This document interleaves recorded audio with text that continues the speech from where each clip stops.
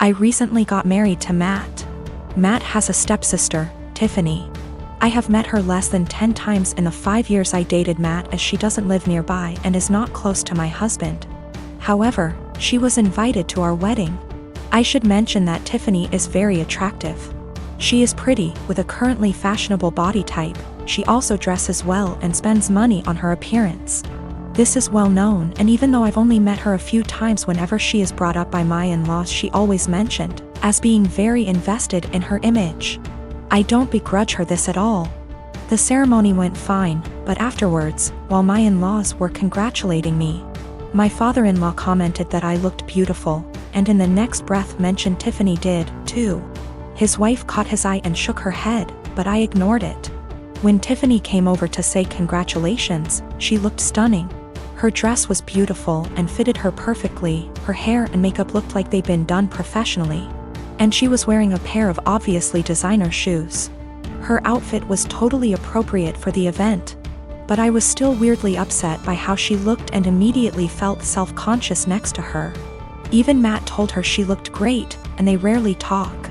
For the rest of the night, every single male guest at the wedding asked about Tiffany, who she was, how I know her, if she was single, etc. By the speeches, I was fed up and almost in tears, and even the best man mentioned her in his speech off the cuff. I let it go, went on my honeymoon, and tried to forget the whole thing. We came back about a week ago, and this past weekend had dinner with my in-laws. Tiffany was visiting, and we learned that she had got engaged. She showed us her comically large ring and said she was planning to have the wedding next year and that it would be a black tie event. Before I could stop myself, I jokingly said that I was pretty sure I'd already been to her wedding. I was the one in the white dress. She asked what I meant, and I thought there was no point in lying, so I just admitted I felt she upstaged me at my wedding. She laughed and said, "You can't upstage a bride." I asked if I could wear white to her wedding then, and she shrugged and said, "If you think it'll help." She then apologized if I felt her outfit was inappropriate. My in-laws moved the conversation on, and we went on with dinner. When we got home, my husband blew up on me, saying I embarrassed him by being petty and jealous of Tiffany. He said he doesn't even like her, but even he knows she can't do anything about what she looks like or the clothes she can afford. And I made myself look bitter and childish, and him by association. I admit it wasn't my best moment. But I thought he would at least understand how I felt given that he heard everyone's comments that night. He's demanding I apologize to Tiffany and his parents, but I don't think I said anything that heinous. I am a 36-year-old male. My wife passed away 2 years ago. I have an 11-year-old son named Sean. I'm doing okay, with money. I have a stable income and support system. I have a friend named Kate. We've been together since we were kids. She's like a sister to me, although she tends to boss me around. She's introduced me to her female friends, hoping that I'll settle down again. I told her I have other priorities and I'm required to focus on Sean and his health. He's diabetes. Kate thinks there's something wrong with me, but not everyone's circumstance is the same. I started noticing a pattern in her behavior after she introduced me to a friend of hers. She'd tell me to leave Sean at home when we hang out and meet her friends. She'd tell me to take down any pictures that have my son and wife in it because ladies will assume that I'm a single dad or still married, and that'd limit my chances in dating. I told her to knock it off, and she said that she was looking out for my social life, saying I'm ruining it and exhausting myself. I stopped talking to her for days. Then I decided to let it go. She's been insisting on bringing her friend to visit me with other friends. I agreed to have them as guests. Kate suggested I take Sean to stay with a relative since it'll be adult dinner, but I refused. He was comfortable in his home and didn't want to go. Kate was at my place before her friends arrived. I checked on Sean and told him to tell me if he needed anything before he went to sleep. At 12:30, while I was sitting and just starting to chat with Kate's friend, while Kate kept blinking at me with a smirk on her face, I got a text message from Sean telling me he wanted to use the bathroom, but the door handle was stuck and he couldn't open the door. I went upstairs to check. Kate followed me. I found that the door was actually locked. I was confused. I asked Sean and he said he didn't lock it. I started looking for the key. That's when Kate quietly handed it to me, saying she took it. I was stunned.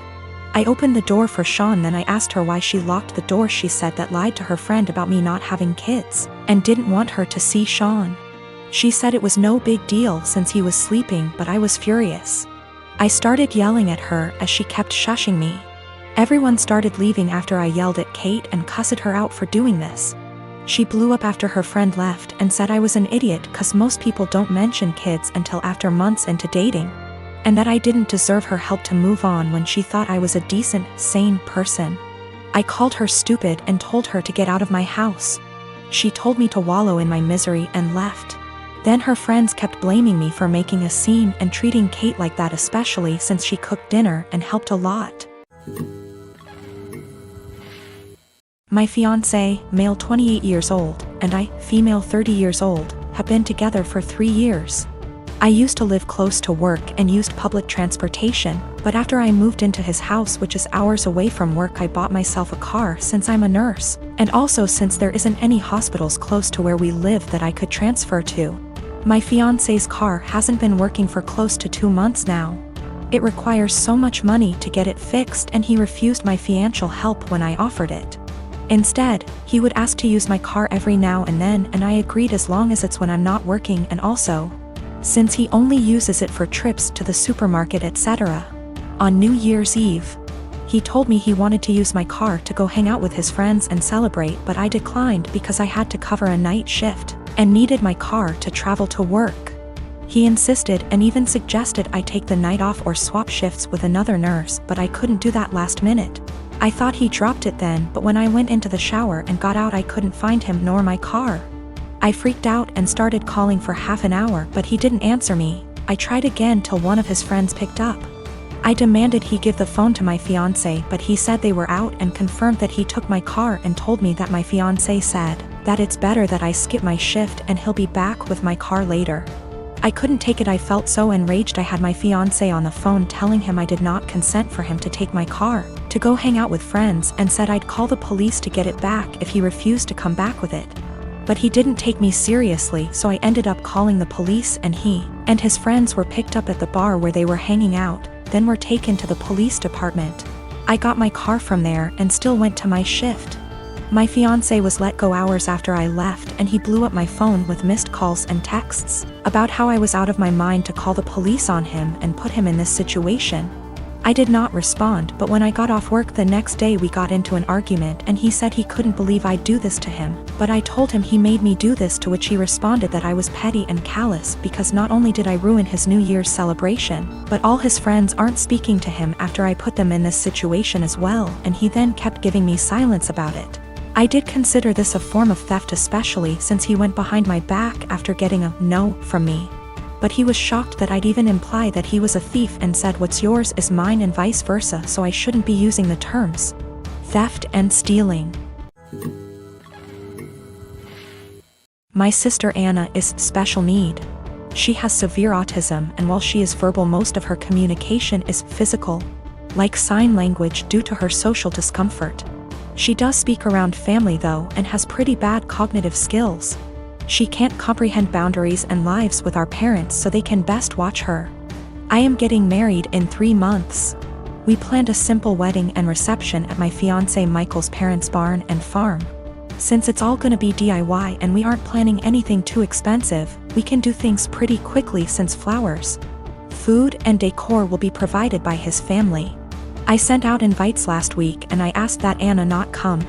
I told my parents I understood that would mean they may not show up, but it was just a heads up. Why no Anna? She has an issue with touching Michael and trying to kiss him. At times when we were at my parents' house, Anna would try and grab Michael's hands, try to lean in to kiss him, or would have a really bad shutdowns if she wasn't allowed to be directly next to him. We've tried speaking to her, but there's only so much we can do when she doesn't really understand. I told my parents I just want one day for Michael to be my partner and not Anna's comfort person. They called me selfish and asked how I expected them to agree to something like this. They told me Anna is disabled and may never experience a wedding of her own, and while I have Michael for probably the rest of our lives, she'll have no one, and that Michael and I can be a little more understanding to the reality of her life. I feel like a total ass, and what they're saying has really gotten to me, and I'm starting to question my decision. My parents called me letting me know they won't be coming and that it's best I don't bring Michael around anymore since I've chosen some man over my sister. They told me that Anna wanting to kiss Michael and hug him is normal for a woman her age, and that she doesn't understand what her feelings mean. I suggested they try to redirect her during the wedding, but they said Michael is gonna be family to her and he needs to get over it. I suggested they watch the wedding via web and they said that's not fair and that they deserve to see things in person. I asked if I could pay for someone with proper credentials to watch her that day while they attention, and they asked what I would do when they died, and if I'd pawn her off every time. I dropped the unfortunate truth bomb that I don't want to put any more of my life aside for Anna anymore. I did it up until I turned 18. And that Anna is not my life's responsibility and I won't be her keeper. I assured them I'd pay for her care, but if she's okay doing this to Michael, then I worry for if I ever do choose to have children and what she'd do to them. They said I was sick for suggesting she'd do anything to my future children and hung up on me. They sent a lengthy text telling me not to contact them until I could do the right thing.